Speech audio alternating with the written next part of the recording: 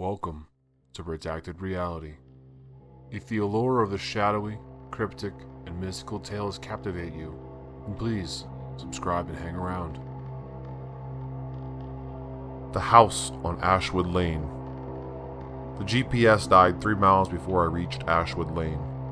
I pulled over on the narrow country road, engine ticking in silence, and stared at the blank screen. Of course, nothing about this trip had gone smoothly. Delayed flights, a rental car that smelled like stale cigarettes, and now technology failing me when I needed it the most. I'd memorized the directions anyway, turned left at the rusted mailbox shaped like a rooster, followed the gravel path until it curves around the oak tree with the lightning scar.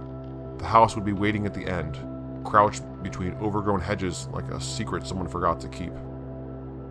My hands gripped the steering wheel tighter than necessary. Aunt Cordelia had been a stranger to me, my mother's estranged sister who'd vanished from family conversations decades ago. I'd only learned of her existence when the lawyer called to inform me I'd inherited the property. The whole thing felt like a practical joke, except lawyers don't typically handle pranks involving Victorian houses and inheritance taxes. The gravel crunched under my tires as I turned down the lane. Branches scraped against the car's roof, creating a sound like fingernails on glass. I had spent 12 years working trauma shifts at St. Mary's Hospital, patching up knife wounds and overdoses at 3 a.m. Nothing should rattle me anymore, but something about this place made my nurse's instincts prickle. The same feeling I got when walking into a room where a patient was about to crash. The house materialized through the trees like something pulled from a Gothic novel. 3 stories of weathered brick and ornate woodwork, with tower windows that stared down at me like lidded eyes. Paint peeled from the wraparound porch in long strips, and several shutters hung at crooked angles. It could have looked abandoned. Instead, it looked like it was waiting. I parked next to a stone fountain filled with brown water and dead leaves. The silence pressed against my eardrums as I stepped out of the car. No birds, no insects. Even the wind seemed to hold its breath. The front door key was exactly where the lawyer said it would be, under the 3rd loose board on the porch steps. I tested each plank with my foot, listening to the wood groan under my weight. The 3rd board shifted, revealing a brass key green with age. The lock turned easily, too easily for something that should have been sitting unused for months. The door swung open with barely a whisper of protest, releasing air that smelled of lavender and dust and something faintly metallic that reminded me of the hospital's blood bank. I stepped inside and immediately understood why Aunt Cordelia had been estranged from the family. The place was magnificent. Hardwood floors stretched across a grand foyer, leading to a curved staircase with an intricate banister. Light filtered through the stained glass windows, casting jeweled patterns across the walls. This wasn't the ramshackle cottage I'd expected. This was worth serious money, money that could pay off my student loans and maybe even let me cut back to part-time shifts. A white envelope sat on the marble-topped hall table, my name written across it in spidery handwriting. I recognized the script from the legal documents. Inside, I found a single sheet of cream-colored paper covered in the same careful writing. My dear Clara, if you're reading this, then the house has chosen you as it chose me 40 years ago. I suspect you find this inheritance puzzling, perhaps even suspicious. You are right to be cautious. Elmira, no, I must not write his name. The house demands respect, and names carry power here. You must spend 1 full weekend within these walls to claim your inheritance legally. The lawyers will verify your presence Monday morning, but what they do not know, what they cannot know, is that survival depends upon following these 3 simple rules. Break them at your peril. Rule 1. Never open the door after midnight, no matter who knocks. Rule 2. Do not speak the house's name aloud. Rule 3. Leave a gift at the fireplace before sunset. These rules may seem arbitrary, even foolish. I thought the same when I first arrived, but some traditions exist for protection, not convenience. The house remembers every violation, every broken promise. It keeps careful accounts. If you choose to leave now, you forfeit the inheritance, but you keep your life unchanged. If you stay, you may gain more than money and property, or you may lose more than you ever imagined possessing. The choice is yours. Cordelia Thorne. I read the letter twice, and then set it down with hands that trembled slightly. The rational part of my mind, the part trained to assess trauma and make split-second medical decisions, cataloged this as an elaborate hoax. Rich eccentric leaves mysterious house to distant relative, complete with ominous writing and arbitrary rules. It was a plot of a dozen B horror movies. But the money was real. The lawyer had shown me the bank statements, property assessments, the full financial picture. Whatever games Aunt Cordelia had played in life, she'd been worth nearly $2 million. That kind of money could change everything for me. I could stop working doubles every weekend, maybe even take a vacation that didn't involve sleeping for 14 hours straight. I picked up my overnight bag and medical kit, old habits from years of being on call, and explored the ground floor. The living room stretched the width of the house, dominated by a massive stone fireplace carved with intricate geometric patterns. A grandfather clock stood silent in the corner, its hands frozen at 11:47. Bookshelves lined the walls, filled with leather-bound volumes that looked older than the house itself. The kitchen had been updated sometime in the past decade, modern appliances hiding behind vintage cabinet faces. The refrigerator hummed quietly, well stocked with basics. Either Aunt Cordelia had been remarkably optimistic about my arrival date, or someone else had prepared for my visit. Upstairs, I found 4 bedrooms and a bathroom with a clawfoot tub deep enough to swim in. The master bedroom faced west, its windows offering a view of rolling hills that disappeared into forest. I set my bag on the quilted bedspread and checked my phone. No signal. Naturally, I'd expected that. The lawyer had warned me about spotty cell coverage this far from town. By 5 o'clock, the sun was painting the western windows gold. I remembered Rule 3 and made my way back to the living room. The fireplace loomed before me, cold and empty. What constituted an appropriate gift for the house? I had nothing valuable with me except my grandfather's rosary, my mother's silver locket, the only jewelry I owned with any real meaning. I touched the locket through my shirt. It contained a photo of Isabel and me at Christmas 3 years ago, both of us laughing at something just outside the frame. I'd worn it every day since the accident, a talisman against the guilt that followed me through the hospital corridors and sleepless nights. Not the locket, not yet. Instead, I pulled a $20 bill from my wallet and placed it against the fireplace mantel. Money was practical, universally valued. If the house wanted a gift, legal tender should suffice. The moment I stepped back, every light in the room flickered. The temperature dropped 10 degrees in as many seconds. Frost began forming on the windows despite the mild October evening outside. I grabbed the 20 and replaced it with my travel mug, stainless steel, practical, something I used daily. The light steadied, but the cold remained. The house was unsatisfied, but no longer actively hostile. I spent the evening reading Aunt Cordelia's books, searching for clues about the rules of the house's history. Most of the volumes were classic, Dickens, Bronte, Poe, but one shelf held journals bound in cracked leather. I opened up the oldest one and found entries dating back to 1892, written in careful, feminine hand. The house chose me today. I understand now why Mother warned me never to return. But where else can I go? James has made his position clear. No divorce, no separation, no escape save death. At least here the house's rules are honest. Cruel, perhaps, but honest. I flipped ahead several pages. Margaret broke the first rule last night. She opened the door when Thomas came knocking, certain he had returned from the war. But Thomas died at Anthem 30 years ago. What walked through the door wore his face but not his soul. I found her this morning, aged decades in a single night, muttering about promises she could not keep. My hands shook as I turned more pages, finding entry after entry detailing the fate of the women who had violated the rules. The house had a long memory and little mercy for those who tested its boundaries. At 11:30, I closed the journal and climbed the stairs to the master bedroom. I had survived worse things than mysterious rules and family legends. In the ER, I learned to trust protocols, even when they seemed arbitrary. If staying alive meant following 3 simple guidelines, I could manage for 48 hours. I was wrong. The knocking started at 12:03.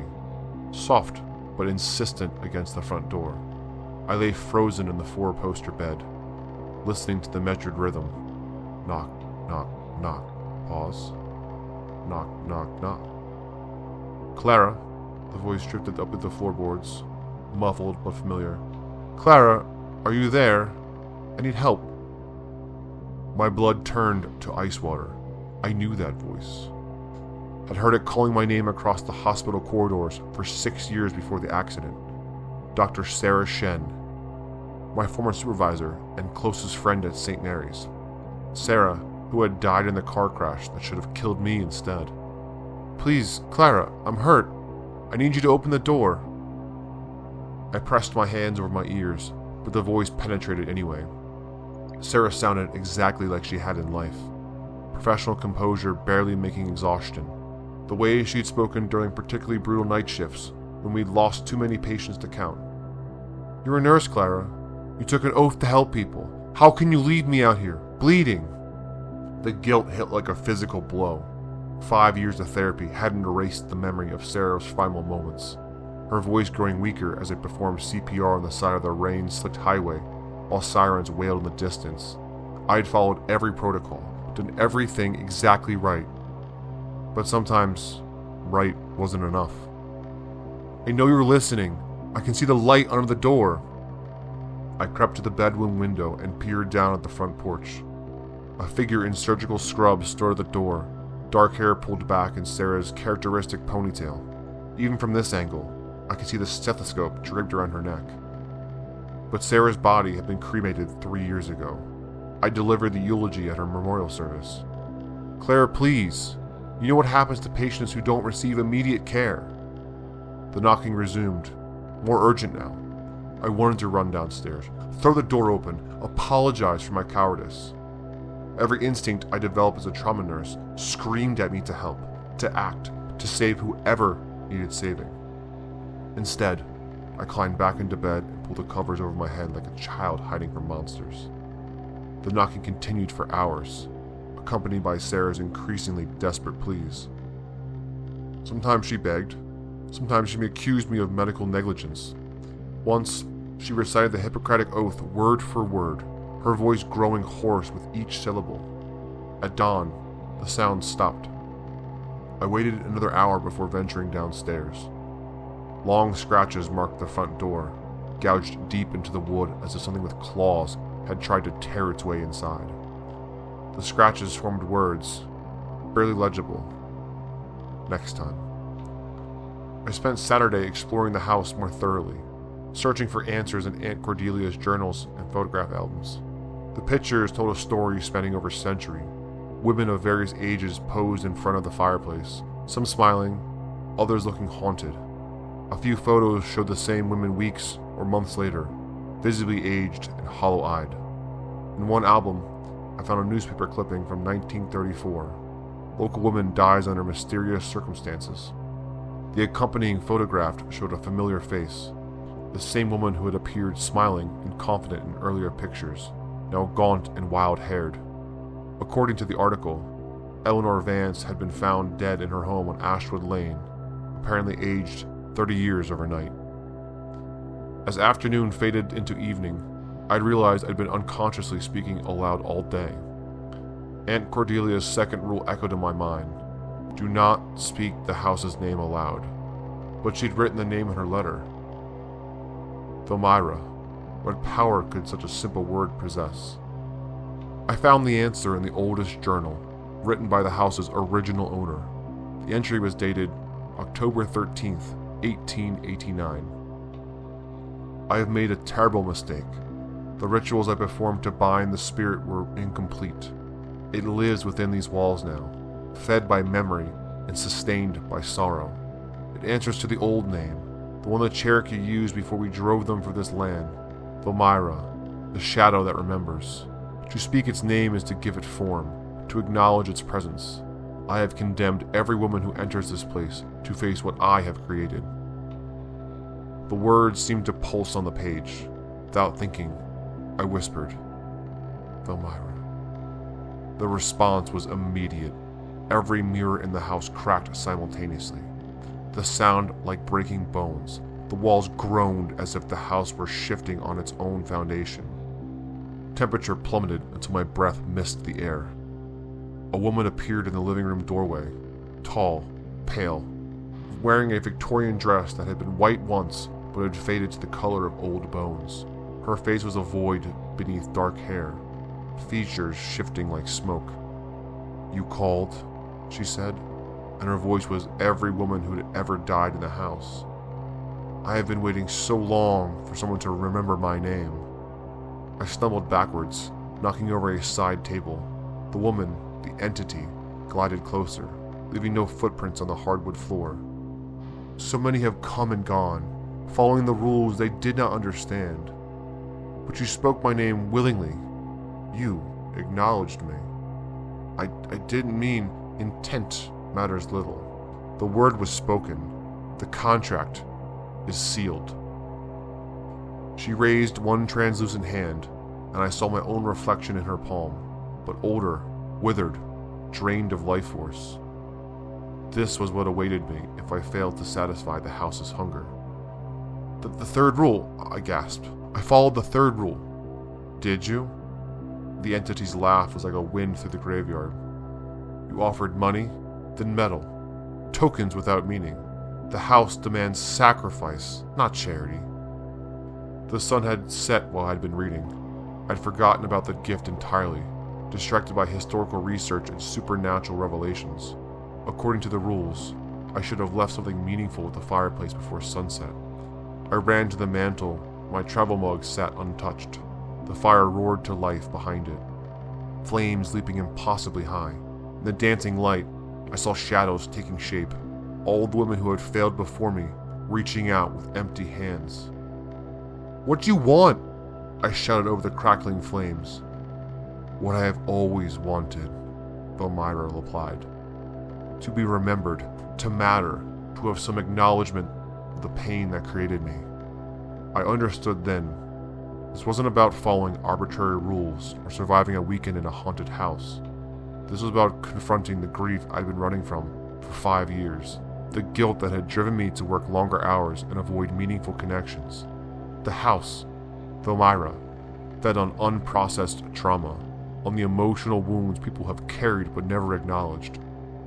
With trembling hands, I unclasped my mother's locket and held it towards the flame. The silver chain caught the firelight, and for a moment, I saw Isabel's face smiling at me from the photograph inside. "This is my mother's," I said, my voice barely audible above the fire. "She died 2 years ago, and I couldn't save her either. I carry this because it's all I have left of the people I've lost."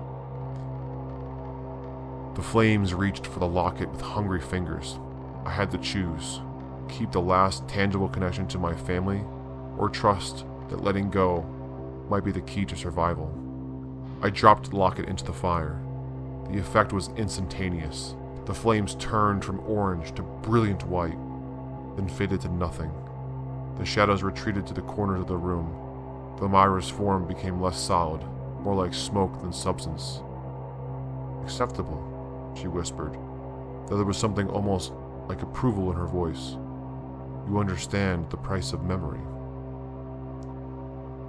But even as she spoke, I realized the rules were incomplete.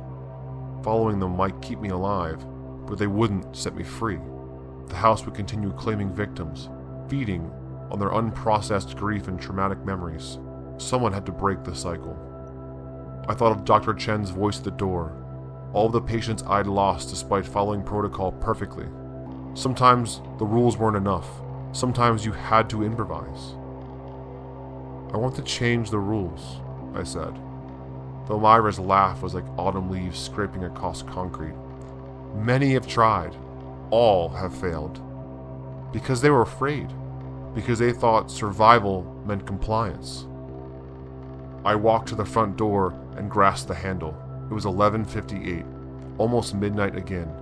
In a few minutes, something would come knocking, testing my resolve against the first rule. "You want to be remembered," I told Elmira. "You want your pain acknowledged. But trapping people here, feeding on their trauma, that's not remembrance. That's just perpetuating the cycle." The entity drifted closer, her void face turning towards me with interest.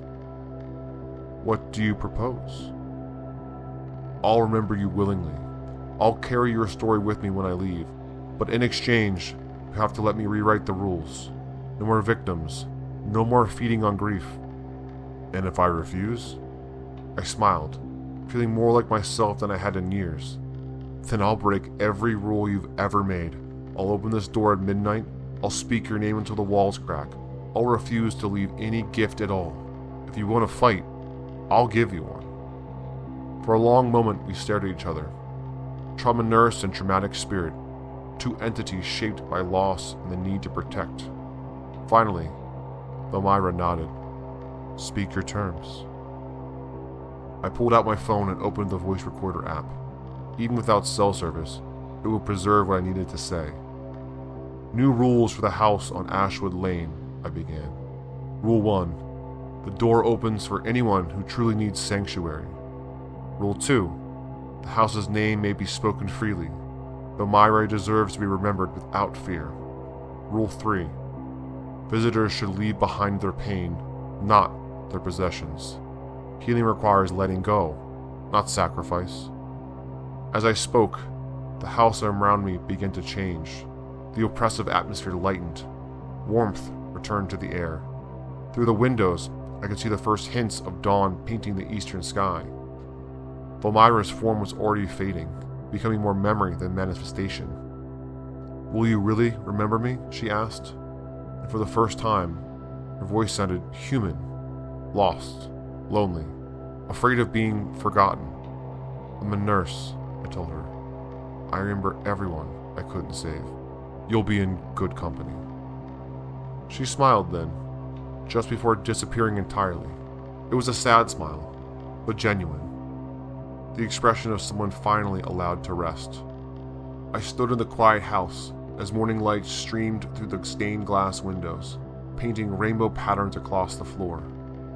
My phone showed 17 missed calls from the lawyer's office, but cell service had returned with the sunrise. In a few hours, someone would arrive to verify that I had spent the required time in the house.